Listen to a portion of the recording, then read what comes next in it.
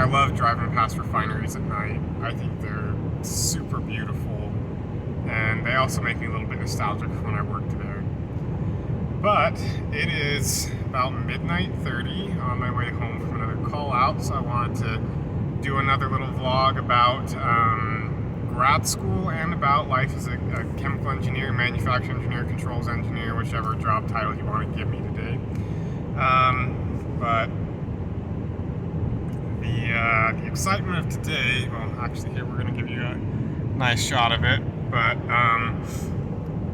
let's start with grad school. One thing never changes in school, apparently, whether it's high school, middle school, grad school, undergrad. Midterms always happen at the worst time.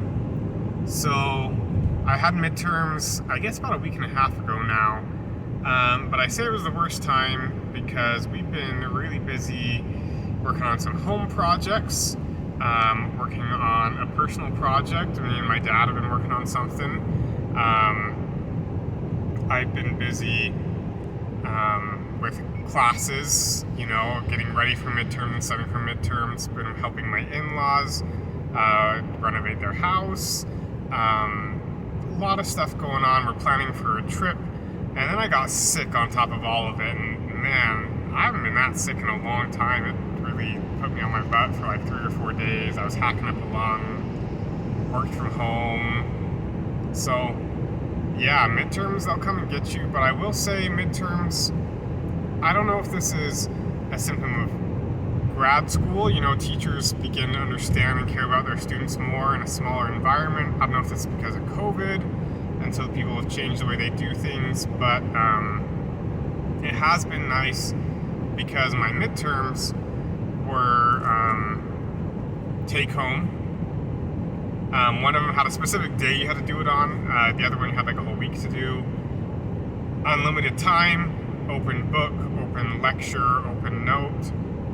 You couldn't do them with other people, obviously. I mean, it is still a test, but basically, you know, if you had the time and the will, you could do pretty good on this test. I haven't got my grade back on one of them, so maybe I shouldn't speak too soon, but I feel pretty confident about both of them, and like I say, I feel super lucky. The one test was had one problem by hand, and the rest in the software we're learning for statistical analysis and design of experiments. And the other one, for systems engineering, had a good mix of everything from like multiple choice questions, fill in the blank questions, application and synthesis questions, you know, where you're dissecting parts of a system, or you're writing out a paragraph explaining the interaction between parts of a system, or things like that. So pretty fair overall, I thought. So grad school is going good, despite the fact that I've been maybe a little too busy to make too many videos here on the college guide, but expect videos, hopefully a couple in the next few weeks, and then hopefully some really cool ones after that. So keep your eyes out for that. I'm going to talk about study abroads and what those are like. I know a lot of people have questions about those. As for what I was doing today for my job at 9 p.m. to 1 p.m. Or 1 a.m. So, lesson learned for me. And, you know, also my mentor, he was a part of the process. So, you know, you're never too young to learn. You're never too old to make a mistake. It was a team effort. And the basics of it was the part of the process I work in has a lot of redundancy. We basically have 8 different manufacturing processes that have roughly the same capacity. They've all got differences, and that's actually where the issue comes in. My trainer or mentor, he always uses the phrase uniquely similar is what he says, because we've got these 8 processes, these 8 manufacturing environments, and they were made identical 40 years ago, or these 4 of them were identical and 4 of them were identical to each other, and, you know, 95% the same as the first 4. So it should be, you know, all about the same, right? And everything should be consistent and great and everything. false. So we were making a relatively simple software change. It was clearing up an error message that it wasn't an error that would interrupt the process, but it was kind of a nuisance message. To be honest, the operators probably were so used to it they didn't even notice when it went by. But for us, it was kind of like, why does it do that? Like, we want to fix that. Like, we don't want errors in our system. And so we had actually successfully fixed this at 4 of our 8 manufacturing environments at the one set, and everything seemed to be running dandy there. So when we got the opportunity, we were doing it at the other 4 when they had some downtime for us to make some changes. And then they were going to get ready to start the process again tonight, and he gets a call and they say, hey, this thing won't turn off. Which is kind of funny, because normally with this specific system, our issue is that it's not turning on at the right time, or it's not functioning optimally. So this time it was like, oh my goodness, would you please just turn off for once, you know?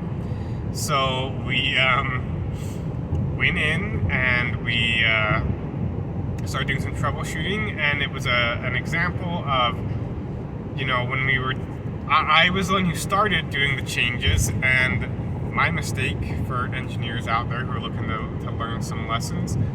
I made the change, but I didn't have time to do the checkout that day.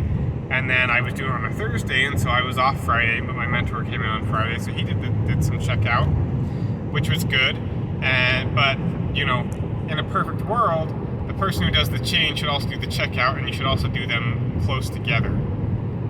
So that was sort of my bad for not seeing the job all the way through in this one specific small instance. And then he followed up behind me, and we thought everything was good, but we didn't check out apparently every single system in every single kind of situation, because systems can be running in auto, they can be running in manual, they can be running in the greater process logic flow, they can be running individually, so there's kind of all these different ways to test it. And when we had done the checkout, and we normally do checkout, we kind of just say, well, this is where the change happened, and this is, you know, the most common use cases, or these are the common, it might be more than one, the common use cases, but we didn't check necessarily every single one. And apparently one of the operators, doing something totally logical, not his fault, totally reasonable, good idea, found a less common use case we hadn't quite tested, and got a little stuck where the system wouldn't turn off when we needed it to turn off. So we went in, and we thought the fix was going to be simple. We thought it was, oh, we did something wrong. Well, it wasn't that we did something wrong. It actually ended up being that the system had been set up wrong who knows how long ago. But because this is a minor system that's only used in certain situations in a small subset of these uniquely similar manufacturing environments, so it just hasn't come up, and it may never have come up again. But you want to do things right, you want to have a good product for ops, you want to have a good product for a customer, you want everything to be smooth. So it was worth the time for us to go and fix this small change that has gone unnoticed. You know, the nuisance alarms have been going on for who knows how long, and this specific situation hadn't really come up in who knows how long, but it was worth it to make the change. It's part of that engineering ethics and, you know, representing the profession well, that you want to be a good representative. You know, when operations calls, you don't want to be the engineer that blows them off, and you want to be the one who goes out there and you're thorough. You want to own up to your mistakes that you may have made. Maybe we didn't check it out quite as thoroughly as we could have. You want to own up to the questions you're having. You want to be collaborative. You want to get their help. You want to understand what they were doing so that you can recreate the issue and make sure it won't happen again. So overall, good experience, good lessons learned, good time.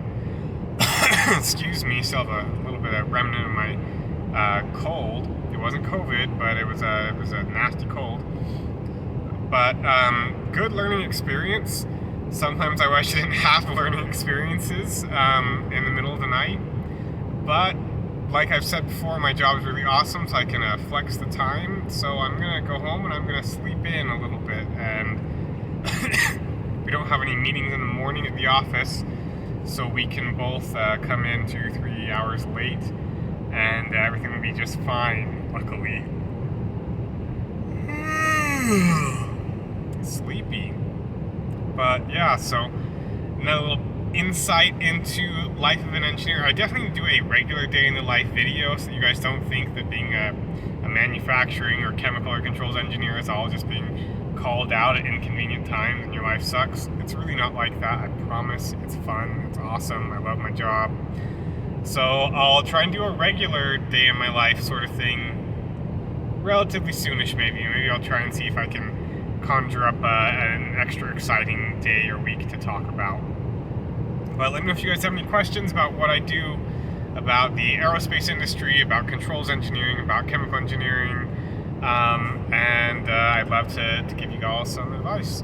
And thanks for tuning in, and we'll see you next time here on the College Guide.